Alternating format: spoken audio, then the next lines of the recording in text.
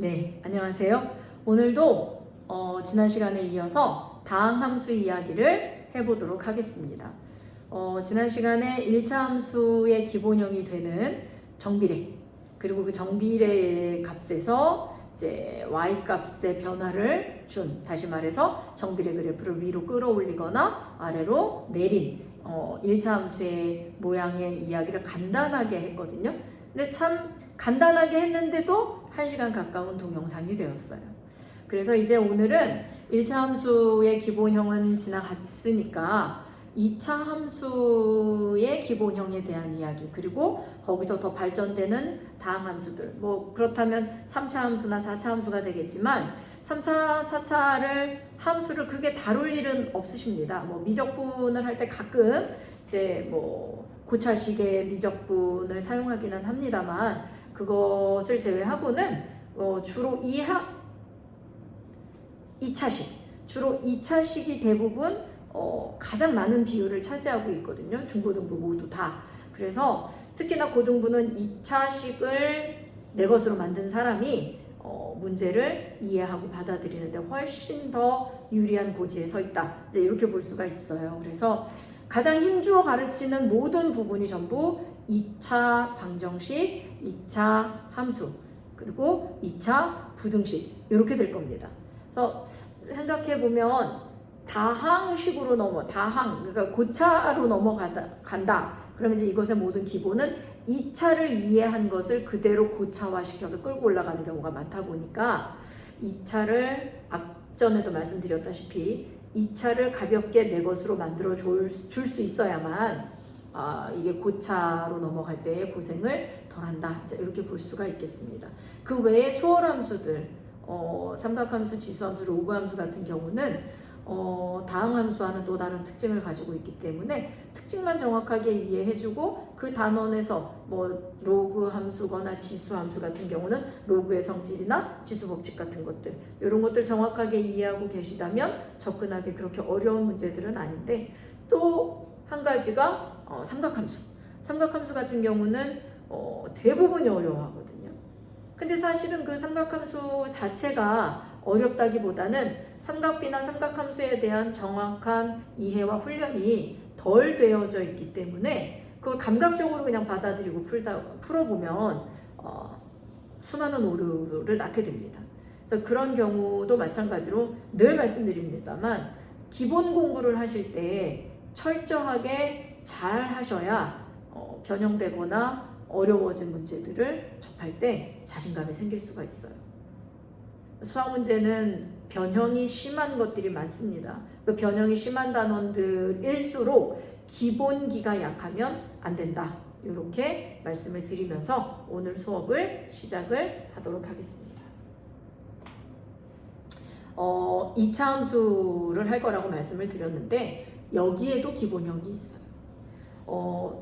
1차 함수의 기본형을 y는 ax, 그리고 이것을 문장으로 표현할 때 y는 x의 a배 비례합니다.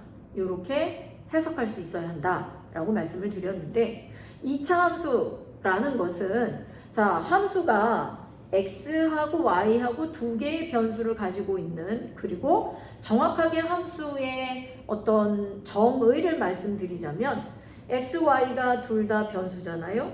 이 두 변수 사이의 관계를 식으로 나타낸 것이 함수입니다 라고 처음에 배우실 겁니다. 그렇다면 저는 첫 단원에서, 첫 영상에서 함수의 어떤 이해를 돕기 위해서 개념 설명이라고 올려놨음에도 불구하고 함수는 끝자락에 잠깐 나오죠.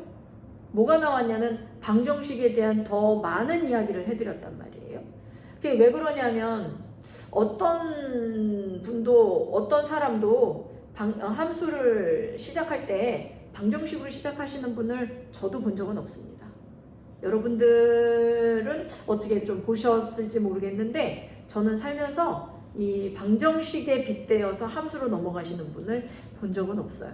그리고 저도 배울 때 함수란 정의부터 배우는데 함수의 정의는 두 변수의 관계를 식으로 나타낸 것, 이렇게 배웁니다. 그리고 함수가 성립하기 위한, 내지는 함수가 정의되기 위한 전제 조건, 첫 번째 조건이 뭐였느냐면 첫 영상에서 강조드렸던 것처럼 x값이 주어지면 y값이 단 하나로 결정되어야만 함수라고 할 수 있습니다. 자, 여기까지가 제대로 배우는 함수의 과정입니다. 근데 저는 그걸 다 무시하고 깨트리고 방정식에서부터 접근을 해드렸어요. 왜냐하면 저도 배울 때는 함수 따로, 그 다음에 방정식 따로, 무수히 많은 책에도 다 그렇게 설명이 나와 있거든요. 그 어떤 책에도 함수를 시작함에 있어서 방정식과 연관지어서 시작을 하지는 않습니다. 하지만 그 함수가 끝나갈 무렵을 한번 책을 찾아보세요. 1차 함수도 찾아보시고 2차 함수도 찾아보시고 함수가 끝나갈 무렵의 단원에 뭐가 있냐면요. 함수와 방정식의 관계를 설명하고 있는 단원이 꼭 끼어져 있습니다. 그만큼 둘은 밀접한 관계에 있습니다. 함수와 방정식은 같은 듯 다르고 다른 듯 같기 때문에 꼭 함수를 배우고 나면 방정식을 빗대어서 내지는 방정식과 비교해서 어떤 부분은 어떻게 함수로 처리할 수 있고 어떤 부분은 함수로 처리하면 안 된다라고 당부를 해주는 단원일 수도 있고 마무리를 짓는 단원일 수도 있지만 그 단원들마다 당부를 하고 있어요. 근데 저는 그걸 거꾸로 말씀드린 거예요, 여러분께. 왜냐하면 저도 공부를 해서 아이들을 가르쳐 왔고 그 공부한 것들을 뭐 한 20몇 년 동안 이렇게 다져오다 보니까 제 속에서 정리되어진 것들이 그렇더라고요. 함수의 정의는 함수란 무엇인가? 이게 정의예요. 함수란 무엇인가? 두 변수. 근데 함수에 들어가는 두 변수를 x하고 y라고 대부분 많이 두잖아요, 우리가? 그렇죠? 하지만 꼭 x하고 y일 필요는 없습니다. a하고 b여도 상관없고요. 알파하고 베타여도 상관없습니다. 그러니까 다시 말씀드리면 두 변수라는 것은 문자가 그냥 두 개이기만 하면 되는 겁니다. 이 두 변수의 관계를 식 또는 문장 이런 것으로 나타낸 모든 것을 함수라고 하지만 우리가 수학에서 배우는 대부분의 것들은 문장보다는 식으로 이루어져 있기에 두 변수의 관계를 식으로 나타낸 것이 함수이고, 자, 잘 들어주셨으면 좋겠는 부분이 뭐냐면요. 이 부분 이렇게 시작을 해요. 함수 자체를 수업을 할 때 우리가. 그러면 함수란 두 변수의 관계를 식으로 나타낸 것이다. 어떻게 생각하세요? 뭐라는 거야? 이런 생각 안 드십니까? 그래서 방정식에서부터 이끌어서 결국 종착역은 저도 여기에요. 어디에서 시작해서 여러분들을 이해시키는 게 가장 편할까를 고민하다가 그렇게 시작이 된 것일 뿐 이걸 무시하고 갈 수는 없는 거죠. 그러니까 함수란 두 변수의 관계를 식으로 나타낸 것이고 여러분들 배우셨잖아요. 함수는 어떻게 이루어진 식입니까? 문자 두 개가 들어간 등식이면서 y와 x 중 y가 종속 문자고 x가 독립 문자다 보니까 독립 변수다 보니까 x는 어떻게 넣자고 약속이 되어져 있는 상태니 x 값을 찾는 게 궁금하진 않을 거란 말이에요. x 값 자체는 뭐 넣고 내지는 어디서부터 어디로 진행하면서 있는 숫자 그냥 순서대로 대입하도록 약속이 되어져 있기 때문에 x 값을 궁금해하거나 x 값을 찾는 것이 목적이 아닐 겁니다. 그렇다면 누구를 찾는 게 목적이냐? y를 찾는 게 목적인 거죠.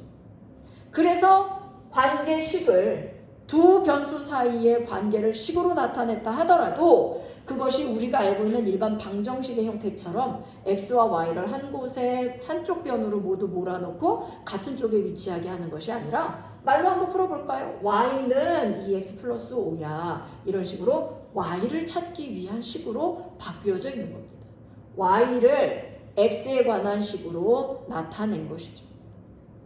이걸 관계식이라고 불러요. 함수의 관계식. 지난번 거가 자연스럽게 복습이 되네요. 자, 관계식이라고 하고 이 y가 식을 계산한 값이기 때문에 함수값이라고 한다고도 했고요. 그 다음에 기호로 fx라고 나타내기도 한다고 했습니다. 자, 한 가지 오해 내지는 조금 더 넘어선 이야기를 드리자면 식이 바뀌었어요. 이렇게. 근데 우리는 또 y는 이라고 쓸 거예요. 왜? 함수거든요. 근데 얘도 fx라고 쓰느냐? 이렇게 둘이 동시에 있을 땐 fx라고 쓰면 안 됩니다. 물론 얘 따로 쓰고 얘 따로 쓴다면 얘도 fx라고 해도 상관이 없으나 한 문제에 함수식이 2개 이상 등장을 하게 되잖아요. 한 문제에 함수식이 얘도 같이 등장을 하게 된다면 얘도 fx라고 쓰면 큰일 나요. 여러분들 문제집을 한번 함수 파트의 문제집을 한번 펼쳐서 보세요. 한 문제 안에 얘 함수하고 저 함수하고 2개가 등장을 하는데 둘 다 fx라고 쓰는 애들이 있는가? 그렇지 않습니다. 왜요? 지난 시간에 말씀드린 것처럼 이 f는 식을 의미하고 어떤 규칙을 의미하는데 이 규칙과 이 규칙이 지금 다르단 말이에요. 이 식과 이 식이 달라요. 근데 이렇게 써버리면 얘와 얘를 수학하는 사람들은 약속한 것을 곧대로 지키는 습관이 있기 때문에 fx? fx? 그럼 같은 규칙이야 라고 이해를 한다는 거죠. 그래서 다른 식이기 때문에 뭐 gx도 쓰고요. 뭐 hx도 쓰고요. 뭐 쓰고 싶은 거 아무거나 쓰시면 됩니다. 그러나 알파벳이 바뀌었다고 해서 원리가 달라진 건 아니에요. 식을 나타내는 기본적인 형태의 약속입니다. 뭐가 들어가 있습니까? 문자는 x에 관한 식이에요. x에 관한 식, x에 관한 식, 이것도 x에 관한 식. 이해되시겠습니까? 그러면 y는으로 식이 풀려져 있는 게 함수인 이유가 이해가 조금 되신다면 그럼 이제 조금 더 넘어가 보도록 하겠습니다. y는 누구에 관하여 풀려 있습니까? 누구에 관하여? 이 말 굉장히 우습게 넘기시는 분들 많아요. 누구에 관한 식, 누구에 관하여 누구누구를 풀어라 이렇게.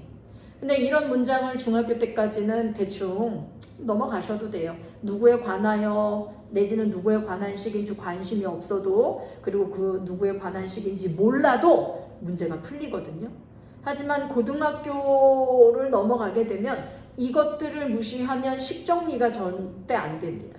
식이 정리가 안 되고 식의 주인이 누구인지 알아보지 못하고 그리고 식을 어떻게 이끌어 나갈지 방향을 잡지 못한다면 결국에는 식한테 끌려가죠. 끌려가서 답이라도 나오면 다행인데 결국엔 손을 쓰지 못해요. 그래서 누구에 관한 내지는 누구누구에 관한 식, 누구누구에 관하여 누구를 풀어라 이런 말이 되도록 가능하시면 저학년일 때부터 연습을 좀 많이 하시길 권합니다. 문장 하나하나 그리고 토시 하나까지도 수학은 허투루 주는 힌트가 없다는 걸 아셔야 돼요. 그 수많은 문장들 중에 핵심이 되는 문장만 읽고 문제를 풀고 계시다면 언젠가는 굉장히 손해를 보시게 됩니다. 그런 부분들을 자꾸자꾸 없애셔야 돼요. 그리고 학생들을 가르치면서 또 느꼈던 건 그 문장 맨 뒤에 괄호 나오면서 단 이렇게 시작하는 문장이 있을 겁니다. 문제가 쫙 주어지고 그 뒤에 괄호하고 단 뭐뭐뭐뭐는 이렇게 나온단 말이에요. 이거 안 읽고 푸시는 분들 많아요.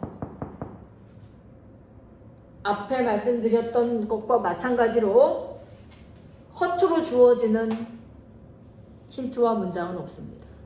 반드시 필요하기 때문에 주어지는 겁니다. 꼭 챙겨 읽으시고 왜 그런 힌트가 주어졌을지 생각하는 연습 저학년일 때 반드시 필요합니다. 안 해도 답이 나오는 게 저학년이기 때문에 그런 연습을 안 해도 나는 수학을 잘해라고 생각하는 함정에 빠질 수가 있어요. 근데 그렇지 않다는 거죠. 수학을 진짜 잘한다는 건 아무것도 놓치지 않았을 때 벌어지는 일입니다. 모든 걸 놓치고 핵심이 되는 것만 딱 읽어서 답이 나오는 건 중학교 1, 2학년 때까지만이에요. 3학년만 되더라도 단서를 모두 다 조합해서 조그만 것까지도 공부를 하실 수 있어야 해요. 자, 그래서 x에 관한 식으로 y가 풀려 있어요. 다시 말하면 y를 설명하는 식이니까요. y를 풀어냈다 이렇게 말을 하는 겁니다. 근데 그거를 y를 설명하는 식 좀 보세요. y가 들어가서 설명이 되고 있는 게 아니라 x가 들어가서 설명이 되고 있어요. 그렇죠? 자, 그래서 이걸 우리는 뭐라고 하냐? x에 관하여 y를 풀었다. y를 x에 관한 식으로 설명하고 있다. 이렇게 받아들이는 겁니다. 그렇다면 1차 함수라고 부르잖아요. 그리고 1차 함수의 기본형을 우리는 AX라고 배웠고 이것을 조금 더 이동시켜서 Y는 AX 플러스 B 요것을 정비례 요것이 1차 함수의 가장 기본적인 형태라고 배웠는데요. 얘는 왜 1차 함수입니까? 이름이? 2차 함수는 왜 이름이 2차 함수입니까? 이것도 굉장히 중요한 개념 중에 하나입니다. 그냥 아무렇지 않게 1차 함수, 2차 함수, 뭐 치수함수, 로그함수, 뭐 유리함수, 무리함수 이렇게 그냥 이해하고 넘어가실 수도 있고 너무나도 그냥 자연스럽게 받아들이고 넘어가실 수 있으나 수학은 궁금한 게 많은 사람이 강점을 가집니다. 질문할 수 있어야 돼요. 선생님 그게 왜 1차 함수예요? 물론 책에 설명이 나와요. 나오긴 합니다. y를 x에 관한 몇 차식으로? 1차식으로 풀었을 때 1차 함수라고 부르죠. 그럼 누구의 차수를 따져서 이걸 이름을 붙였다는 얘기가 될까요? x와 y가 모두 들어가는 식인데요. 누구의 차수를 주로 보고 왜 이름을 붙였을까요? x의 차수가 1차면 1차 함수인 거예요. 그럼 x의 차수가 1차가 아니면 다른 차수의 함수라고 부른다는 얘기가 되겠죠? 이해되시죠? 무슨 말인지? 그럼 왜 x의 차수를 가지고 이름을 붙였느냐? 말씀 여러 번 드리고 있습니다. x가 주된 문자라고. x가 주인공이지만 y 값을 찾아야 하기 때문에 y는으로 식을 풀었을 뿐 y는 주인공이 아니에요. 그러니까 x가 어디에 위치해 있느냐에 따라서 x가 지수 자리에 올라가 있으면 지수함수고요. x가 루트 안에 들어있으면 무리함수고요. x가 분자가 아닌 분모 자리에 위치해 있으면 유리함수라고 부르는 겁니다. x가 주인공입니다. 누구는? 함수는. 그래서 x의 위치 그리고 x의 차수 이런 것들을 중점적으로 이름 붙이는 데 사용하고 있어요. 자, 그렇다면 눈치를 조금 채실 수가 있을까요? 2차 함수는 어떻게 생겼을까요? 지우겠습니다. 2차 함수는 어떻게 생겼을까요? 잘 한번 생각을 해봅시다. y는 ax가 1차 함수의 기본형이 되면서 동시에 정비례라고 말씀을 드렸죠. 그리고 그 전에 함수를 마무리 지을 때 또 뭐라고 말씀을 드렸냐면 모든 함수는 x의 위치에 따라서 이름과 사용하는 모양이 다를 뿐 함수라는 큰 틀 안에 묶여있기 때문에 같은 규칙대로 움직이고 변형된다라고 말씀을 드렸습니다. 그래서 이제 그것의 일환으로 1차 함수하고 2차 함수를 비교하면서 설명을 조금 드리도록 할게요. 첫 번째, 1차 함수는 기본형이 y는 ax예요. 물론 정비례라고 배우지만 기본형이라고도 알고 계시면 조금 편한 일이 생깁니다. 자, 두 번째, 2차 함수는 기본형이 y는 ax 제곱이에요. 그러면 2차 함수는 x에 관한 몇 차식으로 풀려있는 것이 정상입니까? 하면 2차식으로 풀려있는 게 정상이니까 2차식이라면 2차항, 1차항, 상수항까지 나오는 게 맞잖아요. 맞아요. 그렇게 나와야 됩니다. 1차 함수도 마찬가지죠. y가 x에 관한 1차식으로 풀려있으면 1차 함수인데 이걸 기본형이라고 부를 때는 상수항이 없어요. 1차항만 있어요. 자, 자동차 살 때 여러분은 자동차를 사실 일이 별로 없었을까요? 부모님이 자동차를 사실 때도 마찬가지인데 자동차를 살 때 가장 싼 차가 있고 거기에 옵션을 조금씩 끼워서 점점점 기능이 많은 차가 더 비싸지죠. 이런 함수도 기본형이라는 게 있거든요. 그러니까 2차 함수를 만족하기 위해서는 y가 x에 관한 2차식으로만 풀려 있으면 되는데 그 2차식을 만족하기 위해서 제곱항만 있으면 됩니다. 더 많이 필요 없어요. 그래서 y는 ax 제곱, x제곱항 있잖아요. 이것만 딱 만족시켜주면 2차 함수의 기본형입니다. 1차 함수도 마찬가지로 y는 ax 딱 이것만 만족을 시켜주면 나머지 항은 있거나 말거나 상관이 없다는 거예요. 있어도 좋고 없어도 좋은데 일단 기본적으로 이건 반드시 가지고 있어야 한다는 거죠. 여기도 마찬가지로 ax 제곱항은 반드시 가지고 있어줘야 한다. 그래야 2차 함수라고 부를 수가 있으니까. 자, 여기까지 이해가 되시면 지난 시간에 이거 제가 문장으로 어떻게 얘기한다고 했는지 한번 생각해 보세요. 3초 드립니다. 1초, 2초, 3초. 문장으로 어떻게 표현해야 한다고 했습니까? 그게 기억이 안 난다 그러면 그 영상을 보신 게 크게 소용이 없었다는 거예요. 모든 걸 다 기억해야 하는 건 아니지만 그것만큼은 기억을 하셨어야 합니다. 뭐냐면 y는 x의 a배 비례합니다.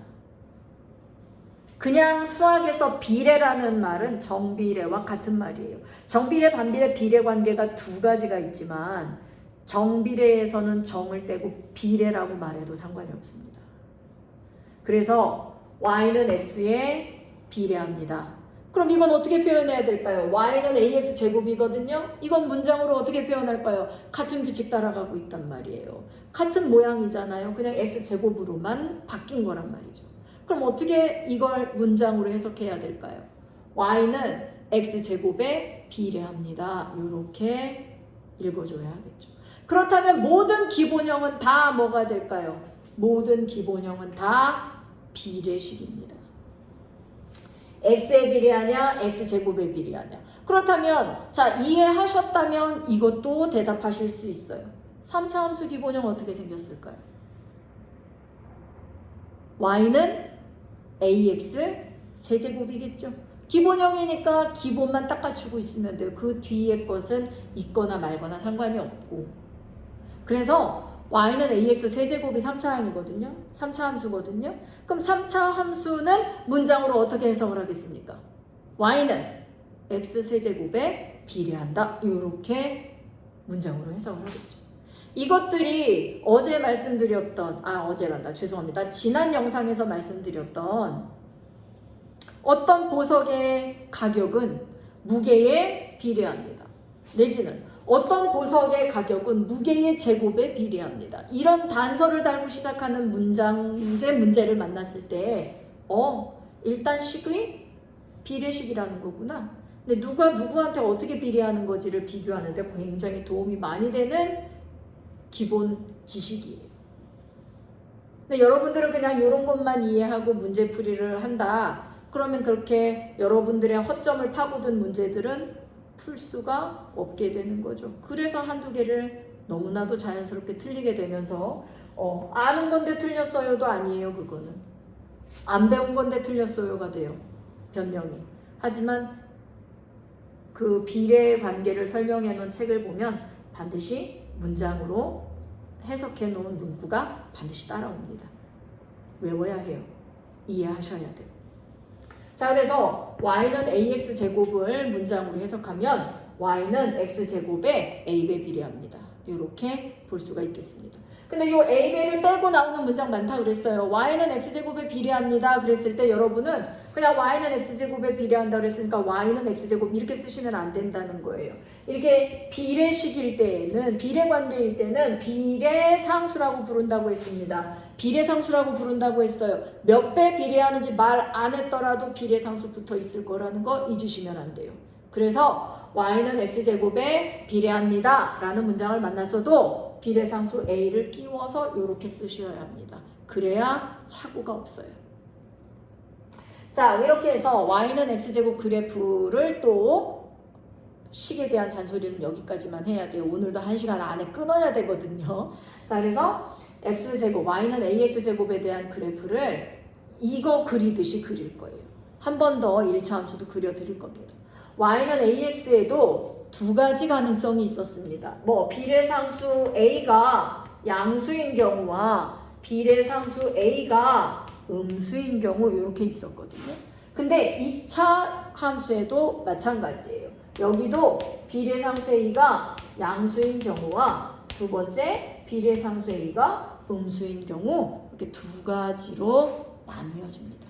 차수만 달라졌을 뿐 생각하는 과정과 구분지어가는 방법은 똑같다는 거예요.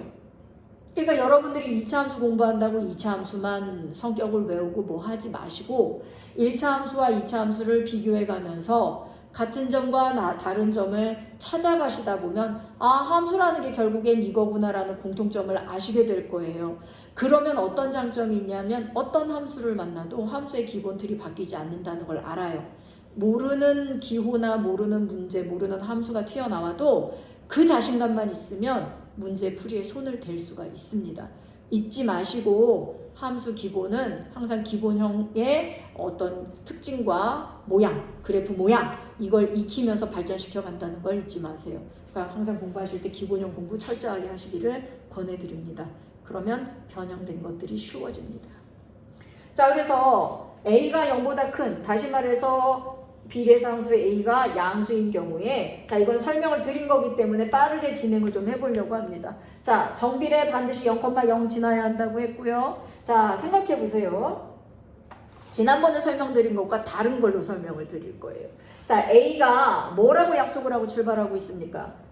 양수니까 A가 플러스가 된다라고 약속을 하고 진행을 하고 있어요. 그리고 X를 넣어서 Y 값을 찾는다고 했거든요. 그렇죠? 예. 자, 그런데 X를 넣어서 Y를 찾는 건데 잘 보세요. A는 부호가 양수예요. 그런데 X는 왼쪽에서부터 어디로 넣는다 그랬습니까? 오른쪽으로 넣는다 그랬거든요. 그럼 0 기준으로 왼쪽은 X가 음수입니다. 그러면 플러스 마이너스를 곱하는 격이 되겠죠. 그럼 Y는 뭐가 될까요? 마이너스가 되겠죠. 이쪽에 있는 X값을 넣으면 Y는 마이너스가 돼요. 그러면 0의 오른쪽을 넣으면 어떻게 될까요? X도 플러스가 되는 거잖아요. 그럼 플러스 곱하는 거니까 Y는 뭐가 되겠습니까? 플러스가 되겠죠. 그래서 X가 양수인 구간에서 Y도 양수여야 돼요. 그럼 생각해보세요. X도 양수고 Y도 양수면 순서상이 전부 플러스인데 이 점들은 다 어디에 존재합니까? 일사분면에 존재하는 점들의 특징이잖아요. X도 양수, Y도 양수. 그림으로 보면 X도 양수, Y도 양수. 어디입니까? 일사분면.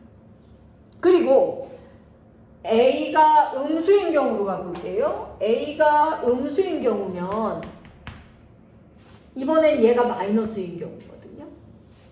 그럼 또 똑같아요. 0 기준으로 X 왼쪽 거 X가 그럼 음수잖아요. X가 음수가 들어가면 음수 곱하기 음수가 되는 겁니다.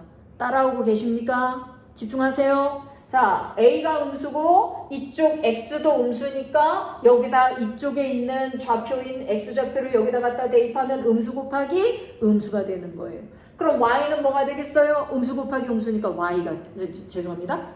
양수가 되겠죠. 자, 그래서 X가 음수일 때 Y는 양수가 돼요. X가 음수일 때 Y는 뭐가 된다고? 양수가 된다고. 그럼 순서상으로 엮어야 되는 거니까 마이너스 X가 들어가서 플러스 Y가 나오는, 그럼 이건 몇 사분면일까요? X는 음수인데 Y는 양수야. 몇 사분면이에요? 2사분면 여기. 여기에 점이 찍혀야 되는 거예요. 두 번째, X가 양수일 때는 A가 음수라고 약속한 식이라는 거 잊으시면 안 됩니다. 그래서 A는 음수고 X가 양수가 되었어. 그럼 Y는 음수 곱하기 양수니까 음수죠. X가 플러스가 들어갔더니 Y는 마이너스가 나왔대요. 그럼 이렇게 묶여서 쌍으로 대답을 해야 될 거 아니에요. 그럼 뭐가 돼? 플러스 마이너스니까 X는 플러스고 Y는 마이너스인 구간 어디? 4, 4분면. 그래서 A가 양수일 때는 1. 3, 4분면 왜 나오는지 말 안 한 것 같은데요. 그쵸? 네, 죄송합니다만 여러분이 알아서 해결해 주시길 바라겠습니다. 0,0 반드시 지난다고 했고요. 1, 3, 4분면을 지나는 요 직선 그래프 만들어져야 하고요.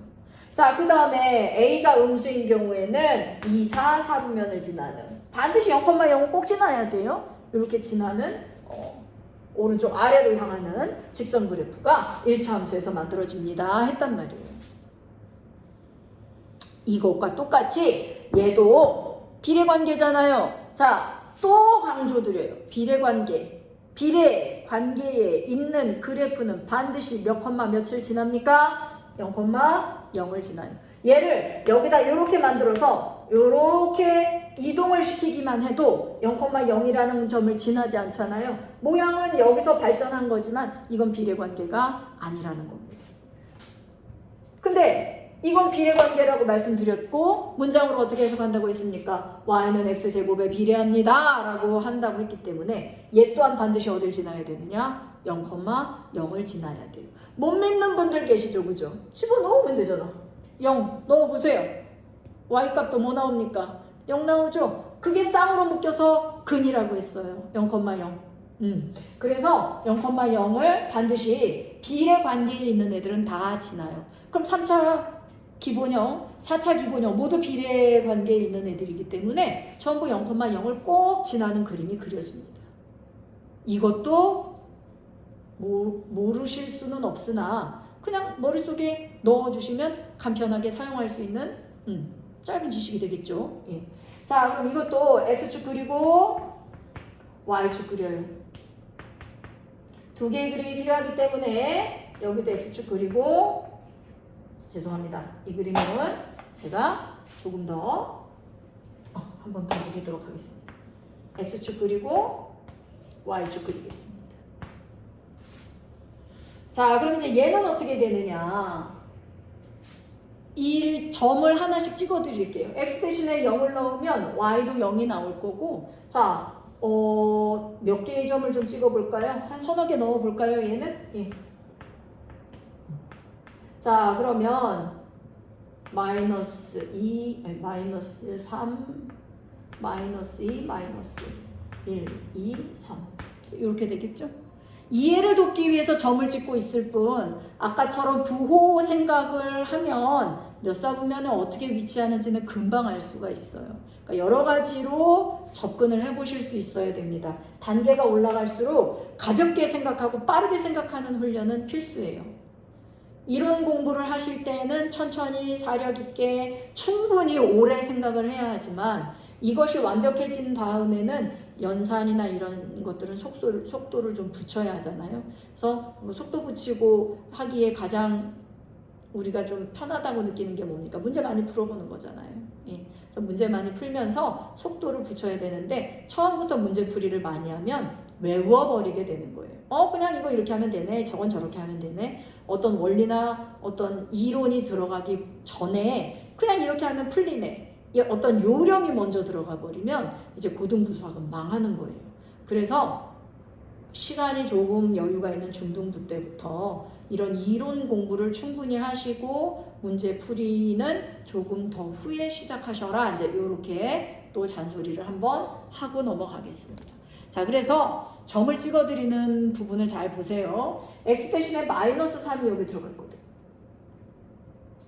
자, 그럼 이게 a가 양수인 경우라고 그랬으니까 y는 2x 제곱으로 가보도록 할게요. 뭐 x제곱도 많이 갑니다만 2x 제곱으로 할게요. 그럼 자, 이 x값 대신에 마이너스 3이 들어가는 건데 제곱이잖아요, 여러분. 그럼 마이너스 3이 들어가나 3이 들어가나 제곱한 결과는 어떻습니까? 같아야죠. 1단원, 3학년 1학기 1단원에서 무리수 배우는데 제곱해서 9가 되는 수는 마3이나 3이나 같다고 배우니까요. 그래서 자, 그러면 여기다 마3을 갖다 집어넣으면 9, 2, 18. 그런데 여기다 그냥 3을 갖다 집어넣어도 18이 나오니까 마3을 넣었을 때 y값이나 3을 넣었을 때 y값이 같다는 걸 알 수가 있어요. 다시 말씀드리면 찍히는 점의 높이가 어떻다는 얘기입니까? 같다는 얘기가 되는 거죠. 이까지 올라갈 수 없으니까 그냥 이쯤을 18이라고 하겠습니다. 그래서 마이너스 3,18 그 다음에 3,18 이렇게 같은 높이의 양쪽에 점이 찍힌다는 걸 알 수가 있습니다. 자, 그러면 마이너스 1을 넣으나 2를 넣으나 제곱할 거기 때문에 또 똑같아지겠죠. 마이너스 2를 넣고 제곱을 하면 4인데요. 4, 2, 8이 될 것이고 2를 넣고 제곱을 해도 또 4라서 4, 2, 8. 그러면 마이너스 2를 넣어도 4가 나오고 2를 넣어도 4가 나오면서 비례상수 2랑 곱해서 모두 양쪽 다 8이 나오게 된다는 얘기인데, 자, y값이 같다는 건 높이가 똑같다는 얘기니까 2를 넣었을 때 점의 높이와 마이너스 2를 넣었을 때 점의 높이가 똑같게 찍힌다는 거예요. 어딘가에 8이 있겠죠. 마이너스 2,8, 2,8 이렇게 점이 찍힌다는 겁니다. 자, 그 다음에 마이너스 2를 넣으나 2를 넣으나 또 제곱을 할 거니까 또 같겠죠. 1이나 마이너스 1은 제곱하면 다 1이라 1 곱하기 2가 될 거고 1,2 어딘가에 또 2가 있을 거니까 이렇게 1,2 마이너스 1,2 양쪽으로 또 같은 점이 찍혀요. 그리고 마지막으로 0을 대입하면 0의 제곱은 0이니까 2 곱하기 0은 0이라 y가 0, x가 0 들어가면 y도 0 나와요. 그럼 저번에 말씀드린 것처럼 점점 이렇게만 찾았는데 그것은 뭡니까? 정수 범위에서만 점을 찍었기 때문이고 이 사이사이에 존재하고 있는 수많은 숫자들이 이 관계식 안에 들어가서 함수식 안에 x가 무수히 많은 점들이 대입되어서 계산된 점들이 요 사이사이에 이렇게 촘촘히 만들어지게 된다. 근데 얘네들을 다 이어보니까 어떤 형태가 되더라? 요렇게 곡선의 형태가 되더라. 직선으로는 이제 더 이상 연결이 안 되고 곡선의 형태로 연결이 되는, 그리고 이 방향이 그래프는 어디에서 어디를 읽는다 그랬습니까? 왼쪽에서 오른쪽 읽는다 그랬잖아요. 그럼 이 그래프도 왼쪽에서 시작해서 오른쪽으로 진행해 보세요. 그런데 y값을 대답하는 게 목적이니까 왼쪽에서 오른쪽으로 가는 건 이제 습관이어야 해요. 우리가 일부러 그렇게 가는 게 아니라 의식해서 가는 게 아니고 그냥 자연스럽게 왼쪽에서 오른쪽은 신경 쓰지 않아도 가는 겁니다. 그럼 우리가 신경 써야 할 것은 뭡니까? y가 어떻게 되는지를 보는 거예요. y는 높낮이니까 왼쪽에서 오른쪽으로 신경 쓰지 않고 습관이 되어서 그냥 쭉 가다 보면 y가 어떻게 되나 잘 보세요. 높아지는지 낮아지는지. 자, 왼쪽에서 오른쪽으로 갑니다. y가 어떻게 됩니까? 낮아지고 있죠. 언제까지? 가장 아래에 있는 0,0까지는 낮아지고 있어요. 근데 낮아지고 있는데 이게 계속 낮아지는 줄 알았더니만 다시 더 오른쪽으로 가보니까 이번엔 y값이 어떻게 되고 있어요? 올라가고 있어요. 1차 함수는 어떻습니까? 올라가면 계속 올라가고 내려가면 계속 내려가는 직선이었기 때문인데 얘는 곡선이기 때문에 방향이 언제든지 바뀔 수 있다는 겁니다. 그러나 여기서 더 바뀌진 않아요. 이게 끝입니다. 그래서 오른쪽 아래로 내려가다가 오른쪽 위로 다시 바뀝니다. 그래서 이 Y축을 한번 보시겠습니까? 여기가 지금 Y축이잖아요. Y축 기준으로 진행 방향이 여기까지는 내려오는 그래프고 여기서부터는 올라가는 그래프가 되고 있거든요. 그렇다고 이렇게 보시면 안 돼요. 이렇게 보면 올라가잖아요. 이렇게 보면 안 된다고요. 그래프는 항상 이렇게 보는 겁니다. 그러니까 내려오고 올라간다라고 보셔야 돼요. 그런데 Y축 기준으로 이걸 접으면 어떻게 됩니까? 여기 폭이 어때요? 똑같죠? 여기도 어때요? 굴곡도 똑같죠? 왜? 좌우 제곱하면 다 똑같은 거 나온다고 했기 때문에 찍힌 점의 폭과 높이가 모두 같아요. 접으면 완벽하게 포개집니다. 이렇게 선을 기준으로 접었을 때 완벽하게 포개지는 걸 초등학교에서 뭐라고 배우냐면 선대칭이라고. 대칭에는 선대칭이 있고 점대칭이 있잖아요. 대칭에는 선대칭이 있고 점대칭이 있는데 이 1차 함수는 선대칭입니다. 무슨 선? 죄송합니다. x는 0. x는 0선 아니면 y축 대칭 이렇게 부르겠죠. 자, 여기까지 이해가 되십니까? 그럼 이제 이 그림을 뭐라고 불러야 할까요? 얘는 직선이라는 우리가 이미 배운 형태 안에 있거든요. 얘는 뭐라고 불러야 될까요? 포물선이라고 부릅니다.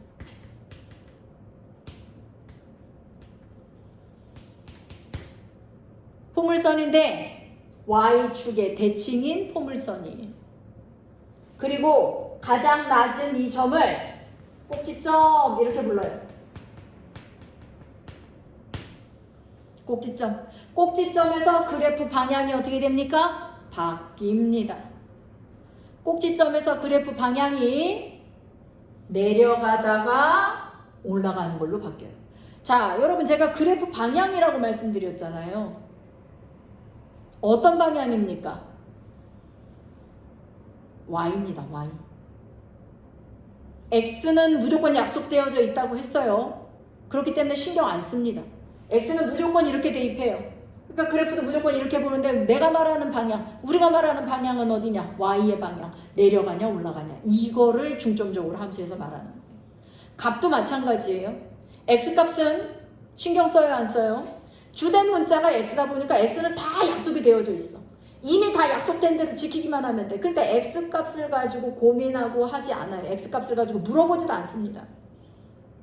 그럼 누구 값? Y값만 궁금해하는 거예요. 왜? X가 변하는 것에 따라서 Y도 바뀌어야 되기 때문에. 그래서 수학에서 함수에서 값이라는 이름을 붙이는 건 Y뿐이에요. Y값이라고 안 부르잖아요. 함수값이라고 부르지. 근데 그게 Y값이었잖아요. 그리고 이제 여러분들이 최대 최소 만나보게 되실 거거든요. 최대 최소. 최대값 얼마예요? 함수에서 최소값 얼마예요? 이렇게 묻는 문제 만나게 되실 거거든요. 근데 여기도 값자가 붙었잖아요. 이 값이 누구란 말입니까? 이게 Y예요. Y. 그러니까 최대값은 Y의 최대값을 묻는 건데 Y의 최대값이라는 건 뭐겠어? Y가 높을수록 Y값이 크잖아요. 그래서 가장 높은 점에 Y값 대답하는 게 최대값 대답하는 겁니다. 그래프의 가장 높은 점. 그럼 그래프의 가장 낮은 점이 최소값이겠죠. 누구의? Y의. 근데 이 직선 그래프 한번 보세요. 가장 높은 점 찾을 수 있나? 이게 지금 여기서만 이렇게 그리고 끝났으니까 이게 제일 높잖아요 하는데 애기들이 직선이잖아요. 직선은 어떻게 됩니까? 끝까지 간단 말이에요. 가장 높은 점을 찾을 수 있습니까? 가장 낮은 점은요? 못 찾죠. 그러니까 1차 함수에서 최대 최소를 묻는 문제를 거의 만나지 못하시는 거예요. 근데 X를 어떻게 제한해서 잘라버리면 자른 공간 안에서만 그래프를 보기 때문에 가장 높은 점과 가장 낮은 점이 생겨서 대답을 할 수가 있어요. 2차 함수 보세요. 2차 함수는 포물선이라고 말씀드렸죠. 이 포물선에서 얘도 마찬가지예요. X값이 계속 이렇게 갈 거잖아요. 그럼 이 함수가 어떻게 되겠어요? 이렇게 계속 이렇게 되겠지. 포물선이 여기서 끝나는 게 아니잖아요. 계속 계산해서 점이 찍힐 거잖아요. 그럼 얘는 가장 높게 찍혀 있는 그래프의 점은 찾을 수가 없어요. 계속 위로 뻗어나가는 그래프이기 때문에. 근데 가장 낮은 점이 생긴다는 거예요. 어디에? 꼭지점. 그래서 2차 함수의 A가 양수인 경우에는 그래프 모양이 이렇게 생겼거든요. 이렇게 생긴 그래프는 꼭지점이 가장 낮은 최소값을 가집니다. 자, 아까 그 최소값이 X값이랬습니까? Y값이랬습니까? Y값이랬죠? 그러면 최소값이 얼마여야 합니까? 이 점은 0,0이거든요. 2,0이 최소값일까요? 여기 있는 2,0이 최소값일까요? 이거 Y값, 이게 최소값이에요. 이해되십니까? 그리고 이 모양은 여기가 볼록하거든요. 물론 이렇게 보면 여기 오목해요라고 대답을 하는데 이걸 볼록이라고 약속을 한 거예요. 볼록 어디로? 아래로. 그래서 이 A가 비례상수 A가 양수인 2차 함수 기본형은 아래로 볼록한 포물선이 됩니다.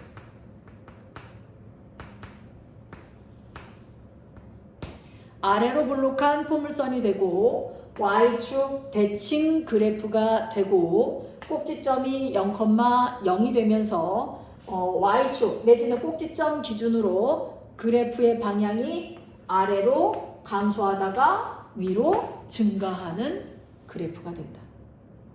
감소 증가 모두 다 Y값 말하는 겁니다. X는 무조건 이렇게 가기로 약속이 되어져서 언급하지 않아요. 지겨우실 수도 있는데 자꾸 반복하고 들으셔야 돼요. 그래서 함수의 용어와 기호와 규칙, 약속은 몸에 배어져 있어야 합니다. 몸에 배어 있어야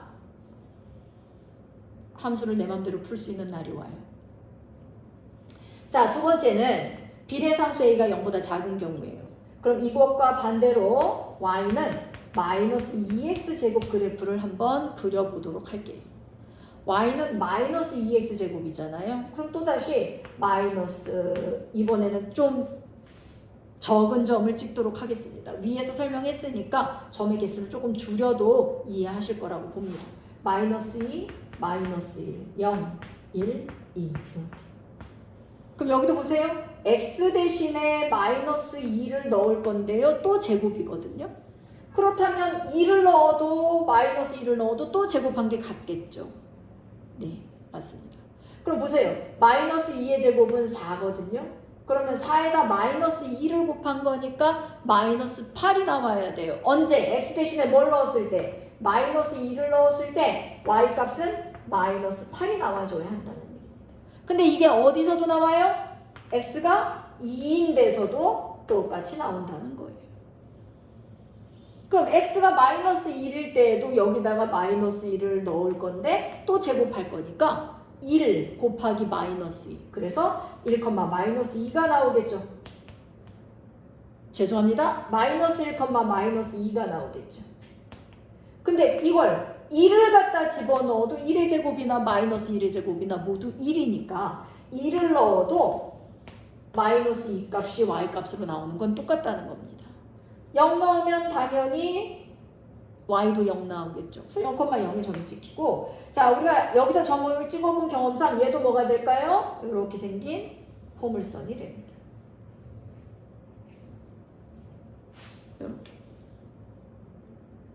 얘 또한 y축에 같은 폭, 같은 높이 y축 대칭 그래프이고요.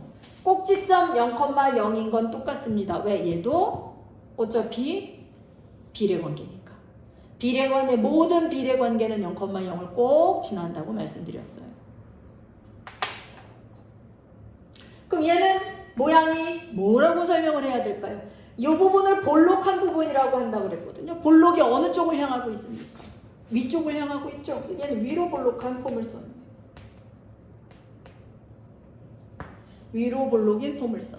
성질은 모양만 아래로 볼록이냐 위로 볼록이냐 다를 뿐 성질은 같아요. 부르는 용어는 다 똑같다는 겁니다. 꼭지점, y축 대칭 성질. 이해되시겠어요? 그 다음에 얘는 방향을 보면, 자, 꼭지점의 왼쪽에서는 증가하다가 꼭지점의 오른쪽에는 감소하는 그래프입니다. 이렇게 되죠. 그럼 잘 보세요. 이걸 한 방에 그린다고 치면, 자, 왼쪽에서 오른쪽으로 가는데 그래프가 이렇게 그리면 그냥 오른쪽 위로 올라가게 끝나는 거예요. 이 그래프도. 얘도 보실래요? 자, 왼쪽에서 시작해서 오른쪽으로 따라가 보면 얘는 오른쪽 아래로 내려가게 끝나는 거예요. 얘도 어때요? 오른쪽 아래로 끝나죠. 얘도 어디서 끝납니까? 오른쪽 위로 끝나죠. 그러니까 끝나는 방향은 같다는 얘기예요. 끝나는 방향은 이렇게 같아요. 그래서 이렇게 함수, 2차 함수의 기본형을 가르쳐 드렸어요. 그러면 2차 함수는 기본형 말고 또 있지 않나요? 예, 있어요. 얘도 기본형 말고 또 다른 애가 있었잖아요. 얘도 있어요. 그러나 오늘 수업을 여기에서 마치려고 하는 이유는 얘랑 얘를 동시에 가지고 다음 시간에 그 기본형 외에 다른 것들이 이동을 통해서 나오는 것이기 때문에 얘랑 얘를 이동시키는 원리부터 설명을 드리고 다른 형태의 아이들이 왜 그 이동을 통해서 어떤 식으로 변화되는지 이끌어가야 하기 때문에 여기서 더 설명을 드리다가는 또 1시간이 넘어갑니다. 죄송하지만 기본형까지만 익혀주시고 용어와 Y의 진행 방향, Y의 방향, 그리고 뭐 어디 대칭 뭐 이런 것들만 조금 더 익숙하게 숙지를 해 놓으시기를 당부드립니다. 다음 시간에 그래프의 이동에 대한 설명을 드리고 그 이동에 따른 식의 변화, 모두 둘 다 식의 변화 이런 것들을 설명을 드리고자 하고요. 한 가지 더 미리 예고를 드리자면 그 중등부 과정에서는 X축, Y축, 평행이동까지만 배우는데요. 고등부 과정은 대칭이동까지도 배웁니다. 그래서 다음 시간에는 고등부 과정에 포함되어 있는 대칭이동까지 설명을 드릴 예정이기 때문에 그것보다 학년이 조금 낮은 분들이 듣고 계시다면 뭐 평행이동까지만 듣고 그 영상을 끊으셔도 괜찮고 아니면 조금 더 알아두셔도 크게 나쁘지 않아요. 왜냐하면 중등부에서도 대칭이동을 가볍게 시험 문제에 그 욕심 있는 선생님들은 다루고 계시거든요. 그래서 그 대칭이동까지 들어두시면 도움은 될 겁니다. 그래서 일단 다음 시간에는 대칭이동까지 설명을 하겠다는 점 말씀드리면서 자, 다시 한 번 더 용어나 이런 것들 반복해서 들어주시면서 좀 익혀주셨으면 합니다. 자, 오늘 여기까지 하도록 하겠습니다. 수고 많으셨고요. 다음 시간에 뵙겠습니다. 안녕히 계세요.